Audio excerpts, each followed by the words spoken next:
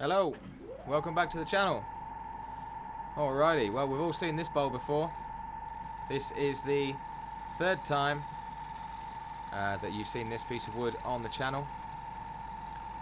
Now I thought it's such a nice piece of wood, even though I'd already thrown it into the pile of despair, I thought we'd get it back out the pile and give it one more go and see if we could make something nice out of this piece of yew. So I'm not going to try the texturing. I'm just going to turn away all the defects in the bowl and make something lovely. That's the plan. So I wasn't wasting any time. I kind of had the opinion that if it was going to fly apart, it may as well fly apart straight away. So I went into it with some aggressive turning. No messing about. Now Hugh from Wouldn't It Be Nice got in touch and he said that if I'd have painted this bowl green instead of purple, it would have stayed together anyway. And you know what, I think he might be right with that one. So we're going to get the green paint out. Wood dye, I should say, not paint. And we're going to give Hugh's green idea a little go and see what happens.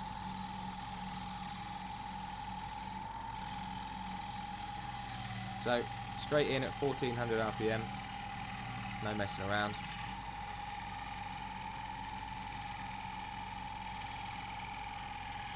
And it didn't take long before we were getting down to a nice bowl shape.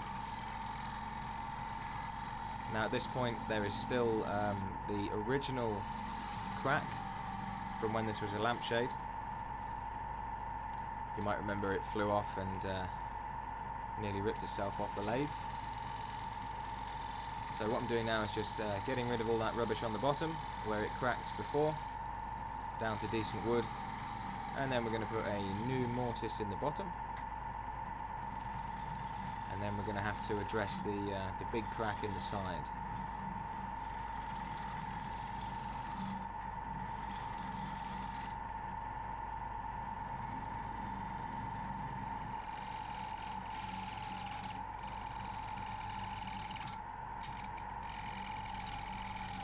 So you can hear as I was turning through that crack, it was a bit grabby. I might have been being a little bit blasé with the turning at this point. If I'm honest, I kind of wanted it to fly apart so I could get on with something different, but there we go. I thought if it's not going to fly apart with me being an absolute idiot turning it, then it's probably a good piece of wood in the end.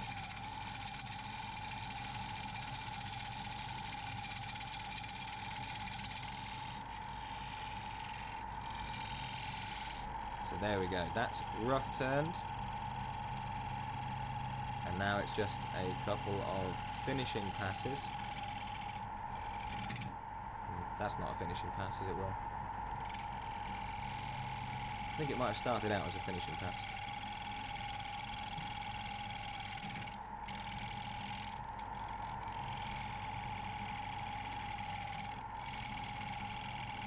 You might notice the old yellow coat came out this morning. It's cold and rainy. Cold and rainy.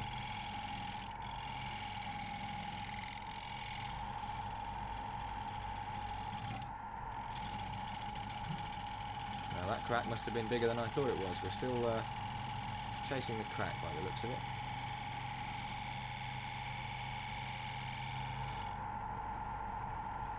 Okay, this is the finishing pass now. Slightly different approach, just rubbing the bevel all the way round. Nice and slow.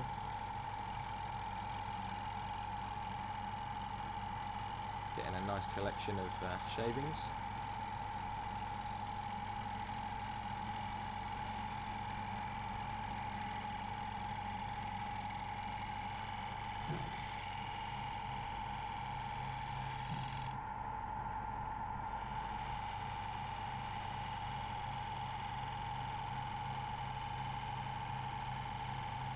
And then right at the top there is the pith wood, and that's where it's its most grabby, so I was extra slow and steady on the last bit of this finishing pass.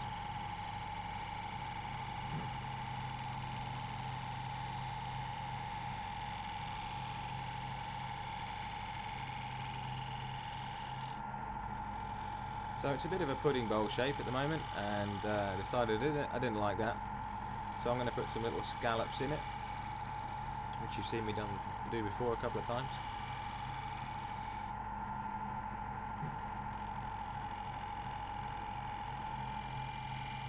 And we're going to go for 3 scallops on this one.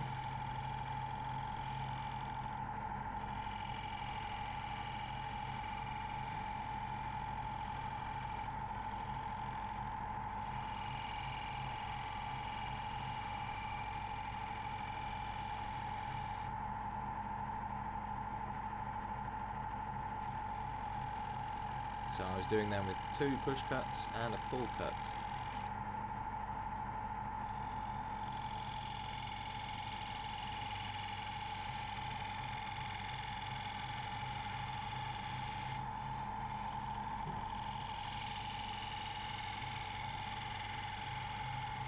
And I could have gone for 4, but the curve I'd put in was more suited to 3. 2 small ones and a big one.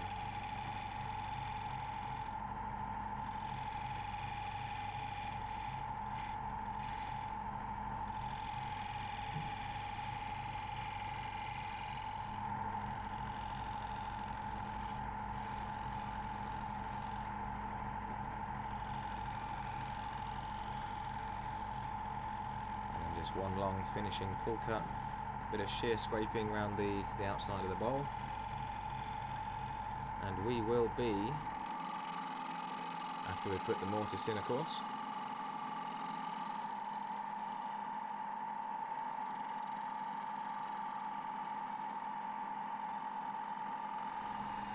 ready for sanding. So I sanded up to 240 grit. And it was time to break out the turquoise green mixed with black wood dye, which kind of came out a very, very blue looking green.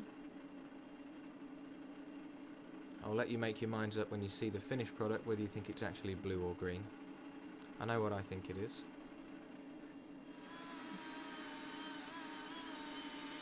So from there I dried it off. And then we took it up to 600 grit with numerous different sanding pads. And then I put some Howard feed and wax on it and some shine juice, an awful lot of shine juice. I think you might call that finish, distressed maybe? I don't know, it's pretty cool, whatever it is. You need to see how those scallops affect the grain on the side there. Alright, so something you won't see me do very often is turning the inside of the bowl with the tailstock on, but it was just to get me to the level of that big mortise.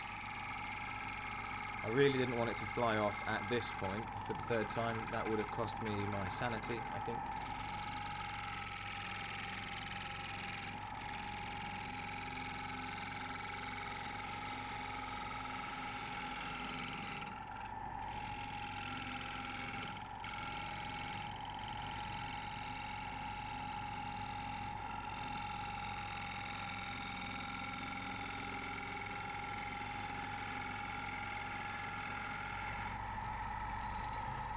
Okay, that's the tailstock gone, and you can see it's a little bit wobbly, slightly off centre somehow for some reason, not really sure why that happened, but we're going to do our old trick of rounding over the rim at the end and you won't notice that, he says.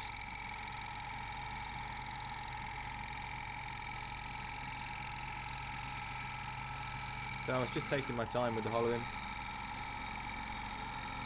At this point I've got, it's got to be at least 4 days invested in this piece of wood, which when you think about how much I can probably sell this piece for, what we're working for here, 50p an hour maybe less. No, we don't do it for the money. Yes, well, sometimes we do it for the money, but mainly it's for the enjoyment of doing it. So yeah, if you want to buy this bowl, it's £800. And if you believe that, you'll believe anything.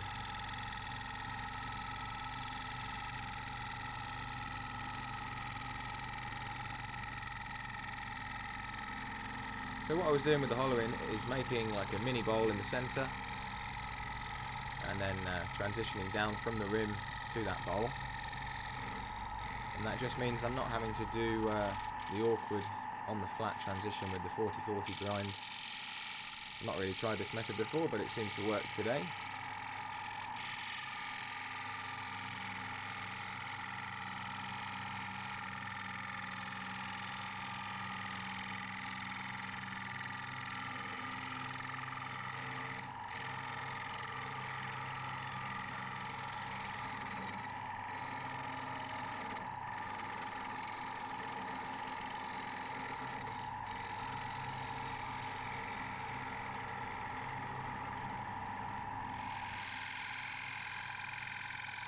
You can hear that we're starting to get thin because of that scallop on the outside of the bowl. It's probably about a 1/16 of an inch thick on that portion of the side wall, or at least it was when I did the final cut.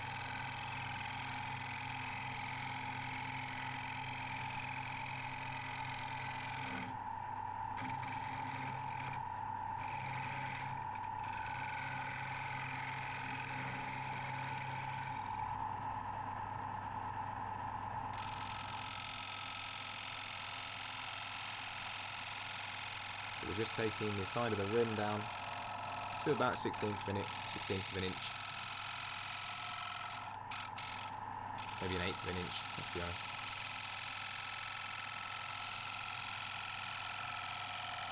Either way, it's pretty thin.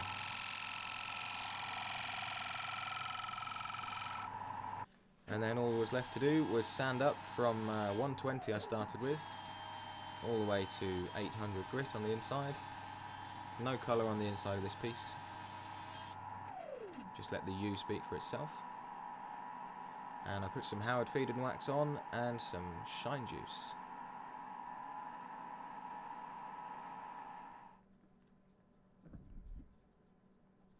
And there we go. All the beauty of that U grain left intact on the inside. And there it is, folks. So as ever, I will leave you with the glamour shots. Now if you stay till the end of the video, Larry the woodwhirler got in touch and told me that my big tool rest was in need of some cosmetic modifications, let's say. So what can I do but oblige? So hopefully when you see me turning on the back of the lathe, they won't be such an eyesore at the back there. And if you want to watch that, that's coming up straight after the glamour shots. It's only 30 seconds or so long. So I hope you've enjoyed the video, and this is the last time we'll see that piece of U. Hopefully someone will take it home with them at some point. That'd be nice. So, hope everyone's alright out there, and take it easy. See you on the next one. Cheers.